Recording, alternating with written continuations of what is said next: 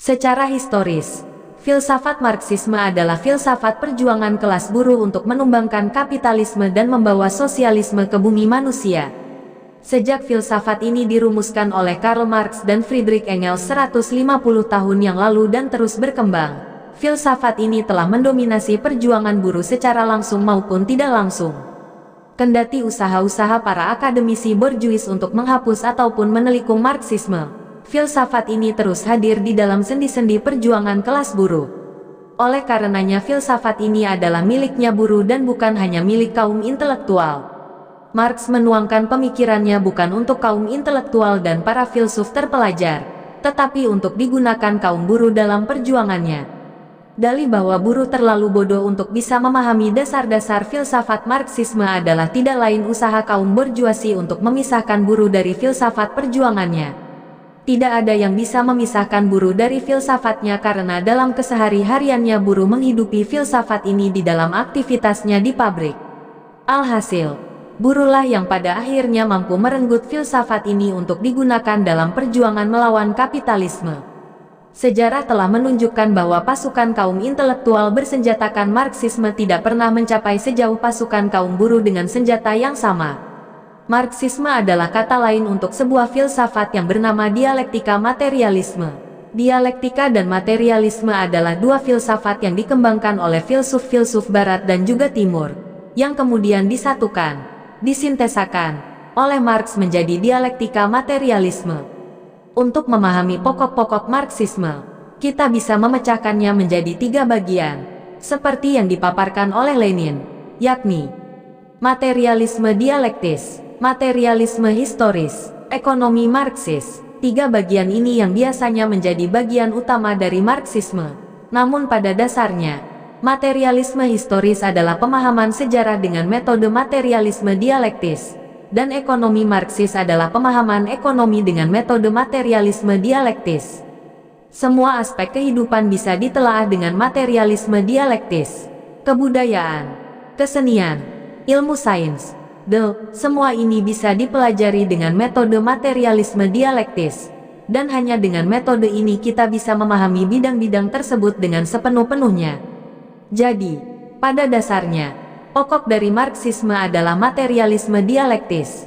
Oleh karenanya kita akan memulai dari pemahaman materialisme dialektis. Tanpa pemahaman dialektika materialisme, maka kita tidak akan bisa memahami materialisme historis dan ekonomi Marxis.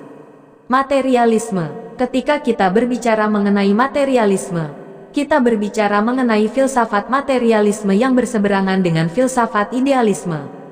Di sini kita harus membedakan materialisme dengan materialisme yang kita kenal dalam perbincangan sehari-hari. Biasanya kalau kita mendengar kata materialisme, kita lantas berpikir ini berarti hanya memikirkan kesenangan duniawi, hanya suka berpesta pora, mementingkan uang di atas segala-galanya. Dan ketika kita mendengar kata idealisme, kita lalu berpikir ini berarti orang yang punya harapan, yang bersahaja dan punya mimpi dan cita-cita mulia. Pengertian sehari-hari ini bukanlah pengertian yang sesungguhnya untuk materialisme dan idealisme dalam artian filsafat. Sepanjang sejarah filsafat, ada 2 kubu utama, yakni kubu idealis dan kubu materialis. Filsuf-filsuf awal Yunani, Plato dan Hegel, adalah kaum idealis. Mereka melihat dunia sebagai refleksi dari ide, pemikiran, atau jiwa seorang manusia atau seorang makhluk maha kuasa. Bagi kaum idealis, benda-benda materi datang dari pemikiran. Sebaliknya, kaum materialis melihat bahwa benda-benda materi adalah dasar dari segalanya, bahwa pemikiran, ide, gagasan, semua lahir dari materi yang ada di dunia nyata. Ini bisa kita lihat dengan mudah. Sistem angka kita yang mengambil bilangan 10. Ini adalah karena kita manusia memiliki 10 jari sehingga kita pun menghitung sampai 10. Bila mana manusia punya 12 jari, tidak akan aneh kalau sistem angka kita maka akan mengambil bilangan 12 dan bukan 10. Jadi konsep dasar matematika bukanlah sesuatu yang datang dari langit, bukanlah sesuatu yang tidak ada dasar materinya. Sedangkan kaum idealis akan berpikir bahwa bilangan 10 ini adalah konsep abadi yang akan selalu ada dengan atau tanpa kehadiran manusia berjari 10. Bahkan alam sadar kita adalah produk dari materi, yakni otak kita sebagai salah satu organ tubuh kita. Bila mana otak kita rusak karena cedera, maka kita pun akan kehilangan kesadaran kita. Otak kita tidak lain adalah kumpulan sel-sel yang bekerja dengan zat-zat kimia. Maka tidak heran kalau kita menenggak banyak alkohol maka kesadaran kita pun akan terpengaruh. Atau kalau kita mengkonsumsi obat-obat terlarang, atau minum obat sakit kepala Paramex yang bisa menghilangkan rasa sakit kepala kita. Kaum idealis sebaliknya mengatakan bahwa kesadaran manusia ini tidak ada sangkut pautnya dengan otak, bahwa kesadaran manusia itu abadi. Ilmu sains telah menihilkan idealisme dan sekarang kita tahu kalau otak adalah dasar materi dari kesadaran kita. Kesadaran kita, cara berpikir kita, tabiat-tabiat kita, semua ini adalah akibat dari interaksi kita dengan lingkungan sekeliling kita, yakni dunia materi yang ada di sekitar kita. Petani cara berpikirnya berbeda dengan buruh karena mereka dalam kesehari-hariannya kerja bercocok tanam di sawah, sedangkan buruh harus bekerja di pabrik dengan ratusan buruh lain dan mesin-mesin yang menderu. Oleh karenanya pun metode perjuangan buruh berbeda dengan kaum tani, dan juga kesadarannya. Buruh karena terlempar masuk ke pabrik dalam jumlah ratusan dan ribuan punya kesadaran solidaritas dan berorganisasi yang pada umumnya lebih tinggi daripada kaum tani. Buruh membentuk serikat-serikat buruh, yang dalam sejarah secara umum merupakan lokomotif sejarah. Sedangkan petani, karena biasanya bekerja terpisah-pisah dalam ladang mereka masing-masing, solidaritas dan kesadaran berorganisasi mereka umumnya lebih rendah. Kita mengatakan, secara umum, karena ini tidak menihilkan bahwa ada juga petani-petani yang berorganisasi membentuk serikat tani. Misalnya dulu di Indonesia ada Barisan Tani Indonesia, BTI, yang sangat besar dan kuat. Namun BTI pun eksis karena dorongan Partai Komunis Indonesia, yakni partai yang secara historis berbasiskan pada kelas buruh Indonesia. Selain itu sejarah juga membuktikan bahwa pada umumnya organisasi buruh lebih matang, kuat, dan konsisten daripada organisasi tani. Dari contoh-contoh ini, tampaknya mudah bagi kita untuk menerima materialisme sebagai filsafat kita. Namun, di dalam kehidupan sehari-hari, ternyata idealisme merasuk ke dalam cara berpikir kita tanpa kita sadari. Kaum kapitalis pun giat menyebarkan idealisme ke dalam cara berpikir rakyat pekerja guna melanggengkan kekuasaan mereka. Ditanamkan ke dalam pikiran kita bahwa ada yang namanya itu sifat alami manusia, dan bahwa sifat alami manusia ini adalah serakah dan egois. Oleh karena sifat alami manusia ini maka kapitalisme, sistem masyarakat yang berdasarkan persaingan antara manusia karena keserakahan mereka, adalah sistem yang paling alami dan akan eksis selama-lamanya sebagai sistem yang paling sempurna dan paling akhir. Ini adalah pembenaran yang sering kita dengar dari para pembela sistem kapitalisme. Kaum materialis berpikir berbeda, bahwa sifat serakah dan egois manusia ini bukanlah sifat alami, bukanlah sebuah ide atau gagasan di dalam pikiran manusia yang jatuh dari langit. Materialisme mengajarkan bahwa sifat manusia itu adalah hasil dari interaksinya dengan dunia materi di luarnya, bahwa kesadaran manusia ditentukan oleh keberadaan sosialnya. Maka dari itu, sifat serakah dan egois manusia ini sesungguhnya adalah hasil dari sistem produksi dan sosial yang ada sekarang ini. Maka memang tidak heran kalau kita melihat keserakahan dan keegoisan di masyarakat kita, karena sistem produksi kita yang membuat, atau lebih tepatnya memaksa, manusia menjadi seperti itu. Keserakahan dan keegoisan manusia yang kita saksikan di zaman sekarang ini tidak ditemukan di dalam masyarakat zaman dahulu, ketika sistem produksi dan sosialnya bukanlah kapitalisme. Dari sudut pandang ini, maka bila kita ubah sistem produksi dan sosial masyarakat, maka akan berubah juga tabiat dasar manusia.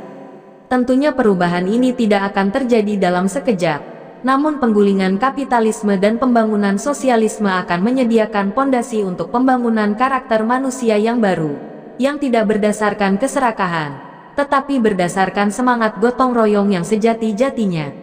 Dari sini kita bisa lihat bagaimana filsafat idealisme ini pada dasarnya kontra-revolusioner karena filsafat ini membenarkan kapitalisme sebagai sistem yang alami dan kekal. Sedangkan materialisme adalah filsafat yang revolusioner, Karena ia mengajarkan kita bahwa kapitalisme bukanlah sistem yang lahir dari apa yang disebut tabiat alami manusia, tetapi justru sebaliknya bahwa tabiat manusia itu adalah hasil dari sistem sosial yang ada. Akan tetapi materialisme tanpa dialektika adalah materialisme yang formalis dan kaku. Tanpa dialektika, materialisme tidaklah lengkap untuk bisa menjelaskan dunia. Dialektika adalah satu cara pandang atas sesuatu dalam keadaan geraknya dan bukan dalam keadaan diamnya. Proposisi dasar dialektika adalah bahwa segala hal selalu ada dalam proses perubahan yang dinamik, yang seringkali prosesnya tidak terlihat dan tidak bergerak dalam garis lurus. Untuk memudahkan kita memahami dialektika, ada 3 hukum utama gerak dialektika yang bisa kita rangkum. 1. Perubahan kuantitas menjadi kualitas. 2. Kutub berlawanan yang saling merasuki. 3. Negasi dari negasi. Ada 2 jenis perubahan, yakni perubahan kuantitas dan perubahan kualitas. Perubahan kuantitas adalah satu jenis perubahan yang hanya menyentuh besaran dari sesuatu hal atau benda. Sedangkan perubahan kualitas adalah sebuah perubahan dari satu sifat ke sifat yang lain. Di alam maupun ilmu sosial, kita dapat menyaksikan 2 jenis perubahan ini. Hukum dialektika mengajarkan bahwa pada saat tertentu perubahan kuantitas bisa beralih menjadi perubahan kualitas, bahwa perubahan tidak selalu berada dalam garis lurus tetapi pada momen tertentu mengalami loncatan. Banyak sekali contoh di alam yang menggambarkan hukum dialektika ini, misalnya mendidihnya air. Ketika kita menaikkan suhu air 1 derajat dari 20 derajat ke 21 derajat, tidak ada perubahan kualitas. Air masih berbentuk air. Yang terjadi hanya perubahan kuantitas. Kita bisa terus naikkan suhu air ini 1 derajat per 1 derajat, hingga suhu air mencapai 99 derajat, dan air pun masih berbentuk air. Tetapi ketika kita naikkan 1 derajat lagi, dari 99 derajat ke 100 derajat, maka sesuatu loncatan terjadi, sebuah perubahan kualitas terjadi. Air mendidih dan berubah menjadi uap. Jadi perubahan 1 derajat perubahan kuantitas mengakibatkan mendidihnya air menjadi uap perubahan kualitas. Hal yang sama juga benar untuk perubahan dari air menjadi es. Tetapi hukum dialektika ini tidak terbatas pada alam saja, tetapi juga pada hubungan sosial manusia. Revolusi adalah perubahan kualitas. Masyarakat tidak berubah dengan perlahan-lahan atau gradual, tetapi bergerak dengan loncatan-loncatan. Revolusi Prancis 1789, Komune Paris 1871, Revolusi Inggris, Revolusi Rusia, Revolusi Tiongkok, Semua ini adalah perubahan kualitas di dalam gerak masyarakat. Tetapi tidak hanya revolusi saja yang merupakan perubahan kualitas. Counter-revolusi pun adalah loncatan. Sayangnya loncatan ke belakang. G30S dan periode pembantaian tahun 1965 sampai tahun 1966 dapat dilihat sebagai sebuah perubahan kualitas di dalam gerakan buruh Indonesia, yakni perubahan dari periode revolusioner ke periode reaksi, sebuah loncatan ke belakang. Ledakan gerakan reformasi 1998 pun adalah satu contoh perubahan kualitas. Setelah 32 tahun di bawah cengkraman rejim Soeharto, di mana tampak di permukaan tidak ada perubahan kesadaran sama sekali kendati kesengsaraan rakyat yang semakin parah. Akhirnya ini semua berubah pada tahun-tahun 1997 sampai tahun 1998. Rejim kediktaturan Soeharto sudah tidak bisa lagi ditahan, dan rakyat pun hilang rasa takutnya dan terjadi loncatan kesadaran. Revolusi Tunisia juga memberikan kita satu contoh lagi akan peralihan dari perubahan kuantitas menjadi kualitas. Banyak orang pintar yang mengutarakan bahwa revolusi Tunisia ini disebabkan oleh pembakaran diri Muhammad Bouazizi, seorang penjual buah. Muhammad Bouazizi sering ditindas oleh polisi dan akhirnya dia tidak tahan lagi akan penindasan ini sehingga mengakhiri nyawanya dengan membakar diri. Pembakaran dirinya lalu menyulut revolusi Tunisia yang berhasil menumbangkan diktatur Ben Ali. Namun dia bukan satu-satunya pedagang pasar yang sering ditindas oleh aparat keamanan. Dan dia bukanlah yang pertama yang bunuh diri karena tidak tahan kesengsaraan hidup. Di Indonesia sendiri, kita sering baca berita mengenai orang-orang miskin yang bunuh diri karena kemiskinan. Jadi pembakaran di ribowazizi bisa dilihat sebagai sebuah perubahan kuantitas yang lalu berubah menjadi perubahan kualitas. Dia adalah satu tetes air yang membuat bendungan kemarahan rakyat meluap. Seperti kata Engels, necessity expresses itself through accident. Keniscayaan mengekspresikan dirinya lewat kecelakaan kebetulan. Situasi masyarakat Tunisia memang sudah sangat panas, dan hanya butuh 1 derajat Celcius saja untuk membuatnya mendidih, dan 1 derajat ini diwakili oleh pembakaran di ribowazizi. Hukum dialektika kedua adalah kutub berlawanan yang saling merasuki. Hukum ini mengajarkan kepada kita bahwa kontradiksilah yang menggerakkan dunia. Akal sehat mencoba membuktikan bahwa semua kekuatan yang saling bertentangan adalah eksklusif satu sama lain, bahwa hitam adalah hitam, dan putih adalah putih. Akal sehat mencoba menyangkal kontradiksi sebagai bagian dari proses. Dialektika menjelaskan bahwa tanpa kontradiksi maka tidak ada gerak, tidak ada proses. Hidup dan mati adalah dua hal yang saling bertentangan, tetapi mereka adalah dua proses yang saling merasuki. Kita hidup, jantung kita berdetak, memompa darah ke seluruh tubuh kita untuk memasok oksigen dan nutrisi ke setiap sel tubuh kita supaya mereka bisa hidup dan tumbuh. Tetapi pada saat yang sama, puluhan ribuan sel di dalam tubuh kita mati setiap detiknya, hanya untuk digantikan oleh yang baru. Proses hidup dan mati ini saling merasuki di dalam tubuh kita sampai kita menghela napas terakhir kita. Proses ini yang menggerakkan kita, begitu pula masyarakat kita, yang bergerak karena kontradiksi. Revolusi sosial terjadi ketika tingkat produksi manusia sudah bertentangan dengan sistem sosial yang ada. Inilah basis dari setiap revolusi di dalam sejarah umat manusia, dari zaman komunisme primitif, ke zaman perbudakan, ke zaman feodalisme, dan sekarang zaman kapitalisme. Kontradiksi antara tingkat produksi dan sistem sosial terus saling berbenturan, saling merasuki, dan menjadi motor penggerak sejarah. Di zaman kapitalisme, kontradiksinya adalah antara sistem produksi yang bersifat sosial dengan nilai surplus yang diapropriasi secara pribadi. Tidak ada satupun buruh yang bisa mengatakan bahwa dia sendirilah yang memproduksi sebuah komputer misalnya. Ribuan, bahkan ratusan ribu, buruh dari berbagai industri bekerja bersama memproduksi ribuan komponen terpisah yang lalu dirakit menjadi sebuah komputer. Oleh karenanya sistem produksi kapitalisme adalah sistem produksi sosial. Namun nilai surplus, atau produk tersebut, tidak menjadi milik sosial, dan hanya menjadi milik pribadi, yakni segelintir pemilik alat produksi tersebut. Kontradiksi inilah yang lalu membawa perjuangan kelas kadang terbuka kadang tertutup antara buruh dan kapitalis, yang terus-menerus mendorong masyarakat kita. Hukum dialektika ketiga adalah negasi dari negasi. Hukum ini bersinggungan dengan watak perkembangan melalui serangkaian kontradiksi yang terus-menerus menegasi dirinya. Namun penegasian ini bukanlah penyangkalan penuh bentuk yang sebelumnya, tetapi penegasian di mana bentuk yang sebelumnya dilampaui dan dipertahankan pada saat yang sama. Manifestasi nyata hukum ini dapat kita lihat di sekitar kita. Contohnya adalah perkembangan sebuah tanaman, sebuah benih yang jatuh di tanah, setelah mendapatkan air dan cahaya matahari, tumbuh menjadi kecambah. Lalu kecambah ini terus tumbuh menjadi dewasa, dan bila waktunya tiba maka kuncup-kuncup bunga pun muncul. Kuncup bunga ini kemudian menjadi sebuah bunga, dan bunga ini lalu menjadi buah yang mengandung biji-biji benih baru. Kecambah menegasi benih biji, yang lalu dinegasi oleh kuncup bunga. Kuncup ini lalu dinegasi oleh bunga yang mekar sekar, yang lalu sendirinya dinegasi lagi oleh buah dengan biji-biji di dalamnya. Setiap tahapan ini berbeda secara kualitas, saling menegasi tetapi masih mengandung esensi dari tahapan sebelumnya. Setiap tahapan pertumbuhan tanaman ini terus bergerak menjadi satu kesatuan organik. Benih-benih baru tersebut akan mengulangi siklus yang sama lagi.